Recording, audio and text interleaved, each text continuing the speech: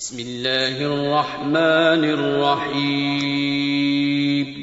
شروع اللہ کا نام لے کر جو بڑا مہربان نہایت رحم۔ ان فرشتوں کی قسم جو ڈوب کر کافروں کی جان کھینچ لیتے ہیں، اور ان کی جو مومنوں کی جان آسانی سے نکالتے ہیں، اور ان کی جو تیرتے ہوئے جاتے ہیں پھر لپک کر آگے بڑھتے ہیں، پھر دنیا کے کاموں کا انتظام کرتے ہیں کہ وہ دن آ کر رہے گا جس دن وہ زلزلہ آئے گا، پھر اس کے پیچھے اور زلزلہ آئے گا۔ اس دن لوگوں کے دل خوف زدہ ہوں گے اور آنکھیں جھکی ہوئی۔ کافر کہتے ہیں کیا ہم الٹے پاؤں پھر لوٹیں گے؟ بھلا جب ہم کھوکھلی ہڈیاں ہو جائیں گے تو پھر زندہ کیے جائیں گے؟ کہتے ہیں کہ یہ لوٹنا تو سراسر نقصان کا لوٹنا ہوگا۔ تو بس وہ ایک ڈانٹ ہوگی، اس وقت وہ سب میدان حشر میں آ جمع ہوں گے۔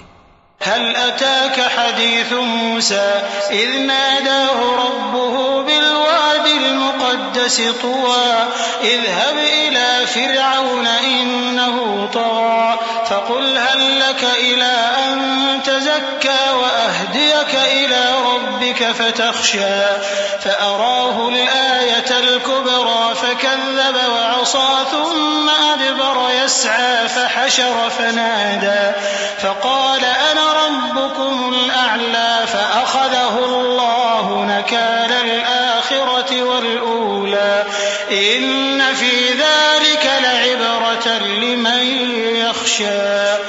بھلا تم کو موسیٰ کی حکایت پہنچی ہے جب ان کے پروردگار نے ان کو پاک میدان یعنی طویٰ میں پکارا اور حکم دیا کہ فرعون کے پاس جاؤ کہ وہ سرکش ہو رہا ہے، پھر اس سے کہو کہ کیا تو چاہتا ہے کہ پاک ہو جائے اور میں تجھے تیرے پروردگار کا رستہ بتاؤں تاکہ تجھ کو خوف پیدا ہو؟ غرض انہوں نے اس کو بہت بڑی نشانی دکھائی مگر اس نے جھٹلایا اور نہ مانا، پھر لوٹ گیا اور تدبیریں کرنے لگا۔ سو اس نے لوگوں کو اکٹھا کیا، پھر بلند آواز سے بولا، سو کہنے لگا کہ تمہارا سب سے بڑا مالک میں ہوں۔ تو اللہ نے اس کو دنیا اور آخرت دونوں کے عذاب میں پکڑ لیا۔ جو شخص اللہ سے ڈر رکھتا ہے اس کے لیے اس قصے میں عبرت ہے۔ بھلا تمہارا بنانا مشکل ہے یا آسمان کا؟ اللہ نے اس کو بنایا، اس کی چھت کو اونچا کیا، پھر اسے برابر کر دیا، اور اسی نے رات تاریک بنائی اور دن کو دھوپ نکالی، اور اس کے بعد زمین کو پھیلا دیا۔ اسی نے زمین میں سے اس کا پانی نکالا اور چارہ اگایا اور اس پر پہاڑوں کا بوجھ رکھ دیا۔ یہ سب کچھ تمہارے اور تمہارے مویشیوں کے فائدے کے لیے کیا۔ پھر جب وہ بہت بڑی آفت آئے گی اس دن انسان جو محنت وہ کرتا رہا یاد کرے گا، اور دوزخ دیکھنے والے کے سامنے لا کر رکھ دی جائے گی۔ اب جس نے سرکشی کی اور دنیا کی زندگی کو مقدم رکھا تو اس کا ٹھکانہ دوزخ ہی ہے۔ اور جو اپنے پروردگار کے سامنے کھڑے ہونے سے ڈرتا اور نفس کو بیجا خواہشوں سے روکتا رہا تو اس کا ٹھکانہ بہشت ہی ہے۔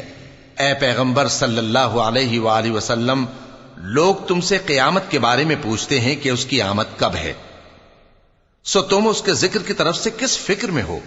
اس کا منتہا یعنی واقع ہونے کا وقت تمہارے پروردگار ہی کو معلوم ہے۔ جو شخص اس سے ڈر رکھتا ہے تم تو اسی کو ڈر سنانے والے ہو۔ جب وہ اس کو دیکھیں گے تو ایسا خیال کریں گے کہ گویا دنیا میں صرف ایک شام یا ایک صبح رہے تھے۔